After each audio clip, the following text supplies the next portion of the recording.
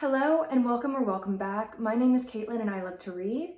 I am in fact a proud member of a Smuts Anonymous book club because what's better in this life than sitting around, drinking a little wine, a little charcuterie, and dissecting fictional erotica with your girlfriends? Nothing. This month my book club picked It Happened One Summer, which is a romance novel by Tessa and it's the first in a series that follows two sisters. So I got both of these and I listened to them both in audiobook format. And if you saw me at the gym with my headphones on and my jaw on the floor, no, you did not. The audiobook for these were great. I will say that the content is explicit, so if you are somebody who's not a fan of smut, you're not gonna like these books. The first book follows Piper, who is this LA rich girl. She is the it girl, somebody who's just kind of famous for being famous. I think of like Cher from Clueless or Paris Hilton, and her stepdad Daniel is uber rich. He's a producer and has a ton of money, so she's just kind of living this wild LA life on his credit card. In the beginning of the story, we see Piper getting dumped by her boyfriend of 3 weeks in the middle of a Hollywood party in front of all of her socialite peers, which is really humiliating for her. He basically tells her that she's just a hot bimbo and she's got nothing going on in her head and she's super vapid and shallow. He tells her that he's never met a bigger airhead than her and Piper. And so instead of going home and licking her wounds, she tries to regain control of her image by throwing this wild party. And so she texts all of her famous friends to come break into this hotel and go onto the rooftop pool and just have a wild night. It works. It's a great party. However, it does land her in jail. And so we see her get bailed out by her little sister Hannah, who's also her best friend and her biggest source of support. Hannah is really low-key. She's kind of a hippy-dippy music lover, and she really loves Piper. When she gets home, her stepdad Daniel is super pissed. He's like infuriated. His colleague is the owner of that hotel, and he says Piper took it too far this time, so he effectively cuts her off and sends her to live in Washington for the summer in this little coastal town. Her late father was a king crab fisherman at this town, which is a notoriously dangerous job, and he met his demise at sea when she was really little. He does still have the deed to a bar there with a flat above it, so Daniel basically exiles her there to rough it for the next couple of months. Piper's sister Hannah, who is an absolute sweetheart, volunteers to go with her just so Piper doesn't have to do this alone, and the two of them set off. So when they get to this bar in Washington with the flat above it that they're gonna stay at, they're floored. It's a dump. It like transcends a dive bar and it's just a really gross hole in the wall. And to their surprise, it's still filled with townies who use it as a functioning bar. So you can imagine these two girls make kind of a scene when they come into the bar, oozing Beverly Hills style and saying that they own the place. They are confronted immediately and abrasively by Brendan, who is this very handsome sea captain and kind of the mayor of the town.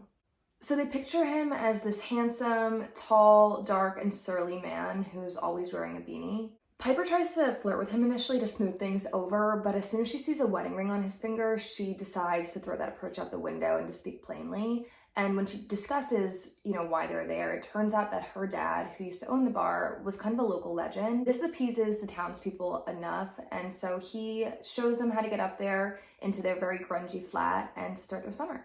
Around town, Piper just can't seem to avoid Brendan. He is everywhere, and so he initially starts to soften to her helplessness and they grow a little bit closer. It turns out Brendan is a widow. His wife passed away 7 years ago, and he hasn't been with anybody since. He still wears the wedding ring out of respect for her. As he starts to develop this attraction towards Piper, he really has to wrestle with his feelings, which have been dormant for such a long time. He hasn't dated anybody since his wife.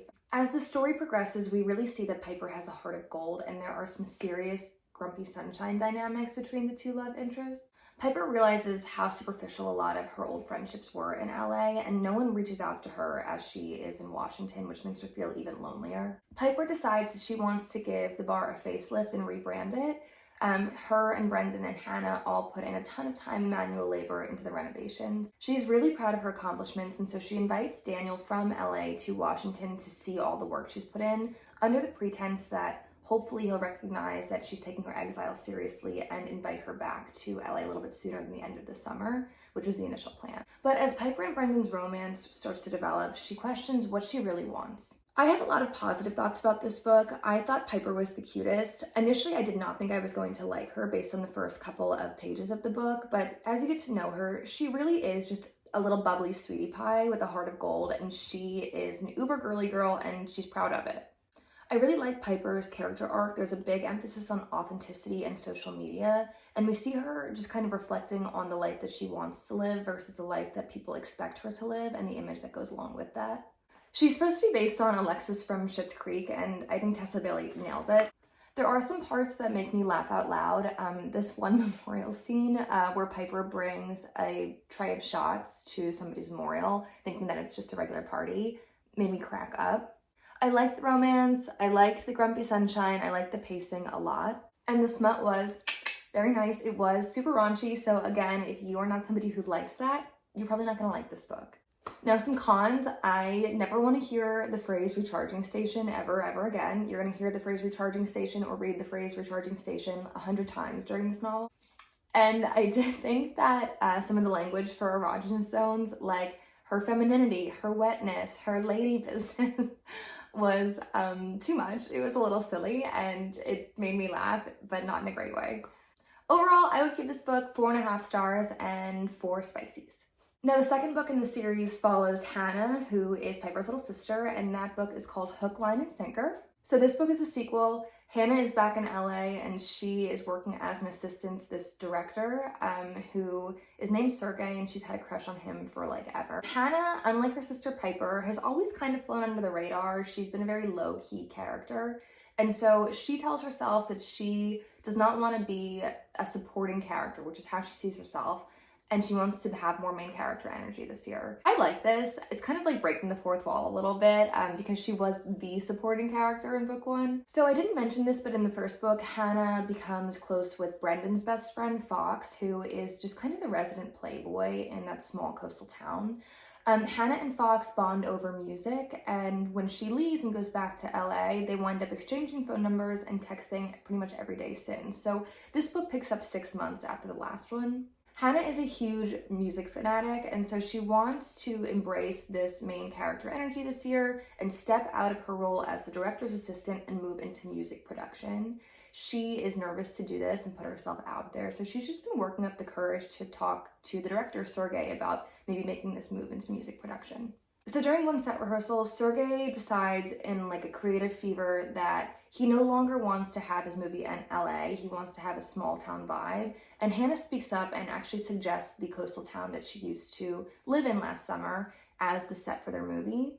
He agrees, and the whole production team and crew pack up and they move over to Washington to do the rest of the film. Hannah winds up staying with Fox in his apartment during the time where she's working on this movie. And because of his bad boy reputation, Brendan makes him promise he's not going to hook up with Hannah.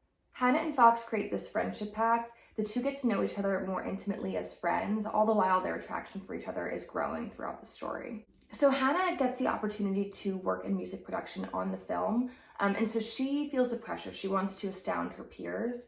Her stepping up to the plate and also her attention from Fox finally makes Sergey notice her, and so there's sort of a love triangle that goes on in this book.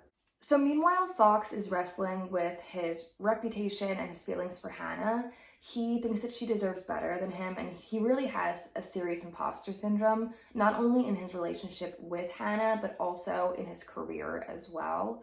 He wants to be a better man than he thinks that people see him as, but he's also very afraid he's doomed to fail because of some things that have happened in his past. So my thoughts on this book, there are a lot of tropes that I like within this book. I like love triangles, forced proximity where they have to live together, and friends to lovers, but I will say the whole book kind of fell a little flat for me. I thought Hannah was a very sweet and quirky heroine. However, I do think that she was a little one note. Her whole personality just seemed to revolve on the fact that she loved music and she was a supportive person to people in her life. And again, she was trying to become a main character this book. However, she was just supporting Fox most of the time, so I didn't really see that come to fruition. And so for Fox, the root of his problems, the root of all of his problems, is that he is too sexy. And that just makes me laugh. It feels to me like something you'd say in a job interview when they're like, what's your biggest weakness? And you're like, oh, I'm just too sexy. And they're like, oh, that's actually a strength. And you're like, I know. So I just think it's silly, but they did really double down on this. They made it seem like it was ruining his life. I just don't feel bad for him. Overall, I was rooting for them. I did really enjoy this book and I'm glad I read it. It just seemed like the conflict was very low stakes at time, and it was also really redundant at parts. I am happy I finished the series. I did think the epilogue was a little silly, but I did like it as a whole. The second book to me was a lot weaker than the first book. I would give that 3 stars and 3 spicies. But I'm glad I finished it, and I would recommend both of these books to anybody who likes romance. Thank you so much for joining me. I had a lot of fun, and I hope you did as well. If you enjoyed my video, please subscribe, and I'll see you soon.